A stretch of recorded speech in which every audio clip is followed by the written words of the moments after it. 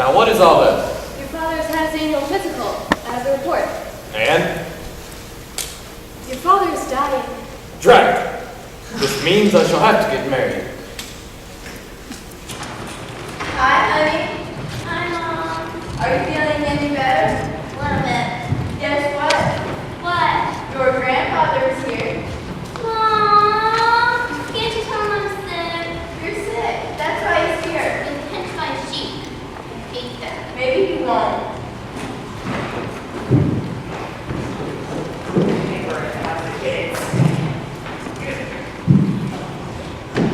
I don't understand why that's so high up.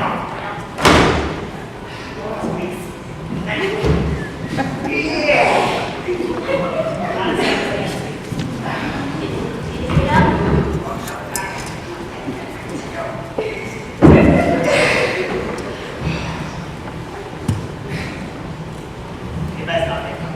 Yeah. Sit down, Camilla. How's the sick day?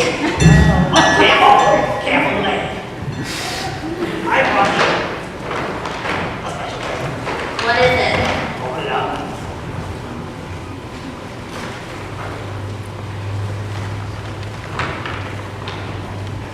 Today,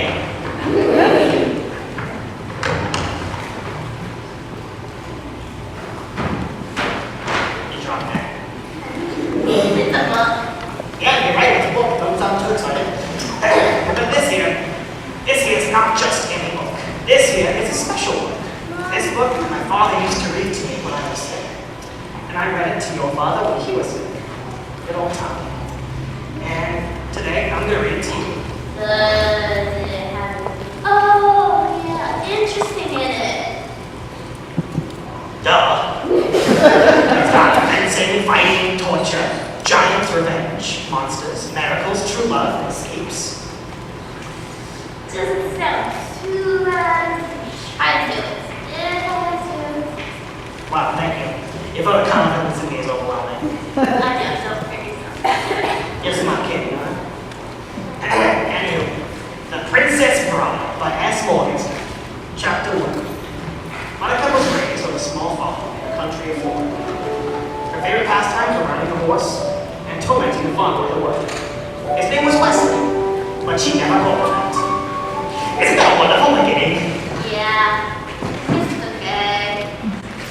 Nothing gave Buttercup as much pleasure as ordering Wesley around. Tomboy, polish my horse's saddle. I want to see my face shining if I'm holding. As you wish was all he ever said to her.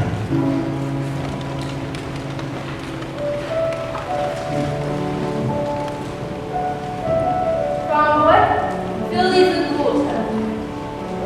Please. That day, she was amazed to discover that what he was saying as you wish, what he really meant was, I love you. And even more amazing was the day that she realized that she truly loved him back. Tomboy, fetch me that picture.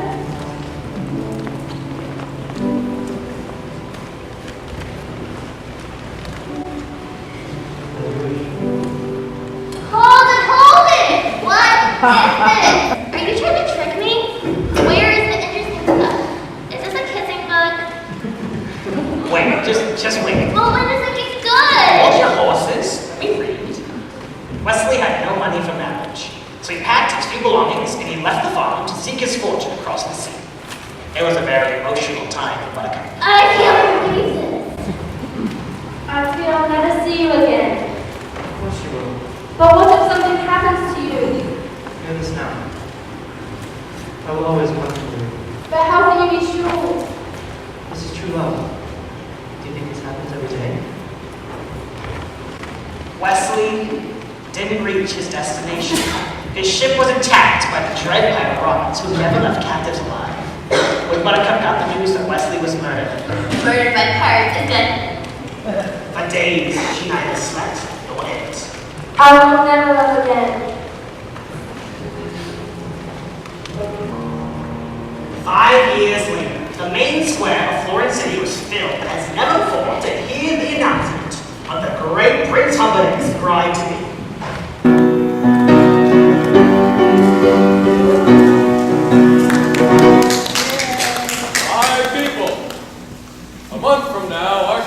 will have its 500th anniversary.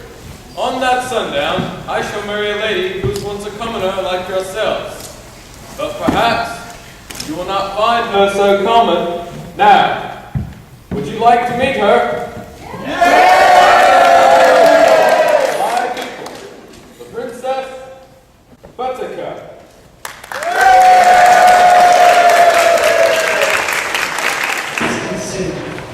Although the law of the land gave Humperdinck the right to choose his bride, she did not want it. Despite Prince Humperdinck's reassurances that she would grow to love him, the only joy that she ever found was in her taking a walk. A word, my lady. We are but poor, lost circus performers. Is there a village nearby? There is nothing nearby, not for miles. Then there will be no one to hear you scream.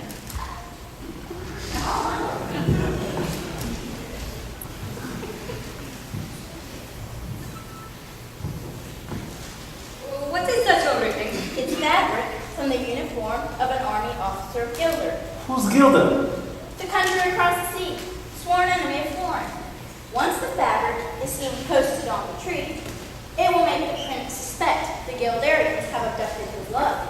When he finds her body dead on the Gelder frontier, his suspicions will be totally confirmed. But you never said anything about killing anyone. I've hired you to help me start a war. It's a prestigious line of work with a long and glorious tradition. I just don't think it's right killing an innocent girl. Am I going mad? Or did the word think escape your lips? You were not hired for your brains, you hippopotamic landmass. I agree with Physic. Of the stock has spoken. What happens to her is not truly your concern. I will kill her. And remember this, never forget this. When I found you, you were so slobbering drunk, you couldn't buy brandy. And you, friendless, brainless, helpless, hopeless. Do you want me to send you back to where you were, unemployed in Greenland? That Vicini, he can fuss. Fuss. Do you think he likes to scream at us? Probably he means no harm. He's just very short on charm. You have a great gift for right. Yes, some of the time. Enough of that. Physic, is the boat ahead? If it's not, we'll be dead. No more I'm behind me. Anybody want a peanut?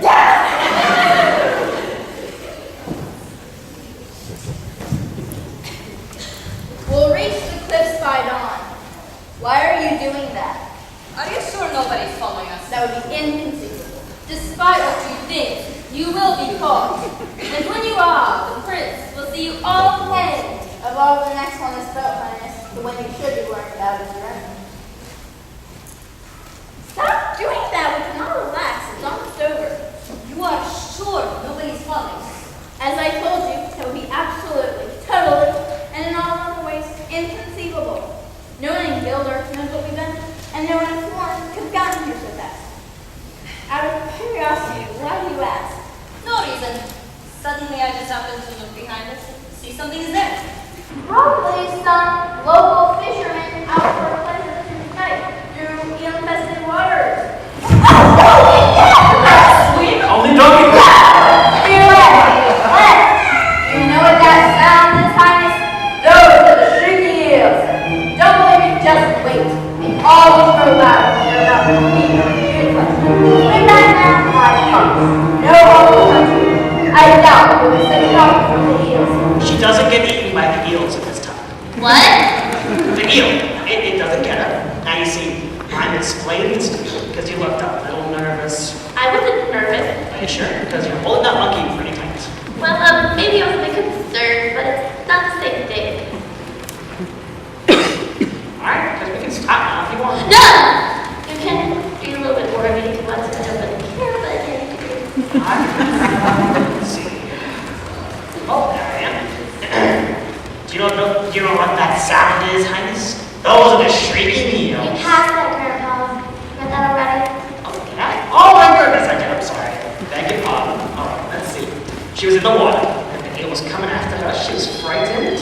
The eel started to charge, and then... Put her down! Just put her down! I think see blossoms! No concern of ours. Sail on! I suppose you think you're brave, don't you? Only compared to some.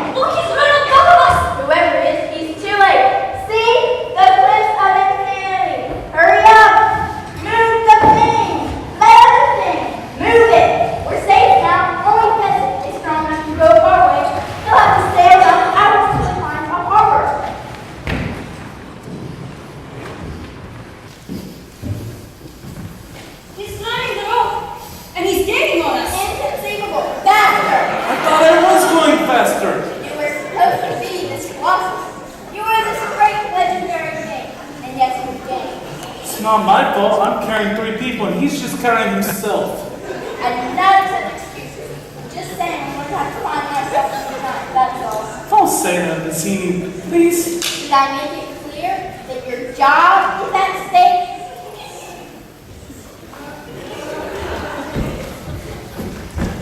He's got very good arms. He didn't fall. Inconceivable. You keep using that word, but I do not think it means what you think it means. Whoever is, he's obviously stands with the princess and must therefore die. You carry her. We'll head straight for the Gilder frontiers. Catch up when he's dead. If he falls, fine. Not the sword. I'm going to do it left-handed. You know what a hurry we're in. It's the only way I can be satisfied. If I use my right. So we're too quickly. Oh, have it your way. Inigo, you be careful. People masks cannot be trusted. I'm waiting. Hello there. Slow going? You see, this is not as easy as it looks. So I'd appreciate it if you wouldn't distract me. Sorry. Thank you. I do not suppose you could speed things up. If you're in such a rush, you could lower a rope or a tree branch or find something useful to do. I could do that. I still got some rope up here, but I do not think you would accept my help, since I am only waiting around to kill you. That does put a damper on our relationship. Yes. But I promise I will not kill you until you reach the top.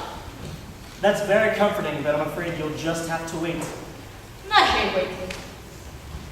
I could give you my word as a Spaniard. No good. I've known too many Spaniards. Is there not any way you'll trust me? Nothing comes to mind.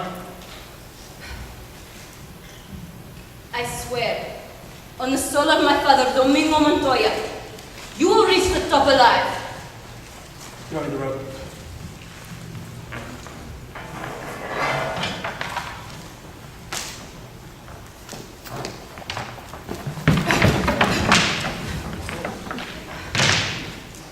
We'll wait until you're ready. Again. Thank you. I do not mean to pry, but you don't by any chance happen to have 6 fingers on your right hand? Do you always begin conversations this way? My father was slaughtered by a 6-fingered man. Was a great sword maker, my father. When the 6-fingered man appeared and we requested a special sword, my father took the job. He slaved a year before it was done. I've never seen its equal.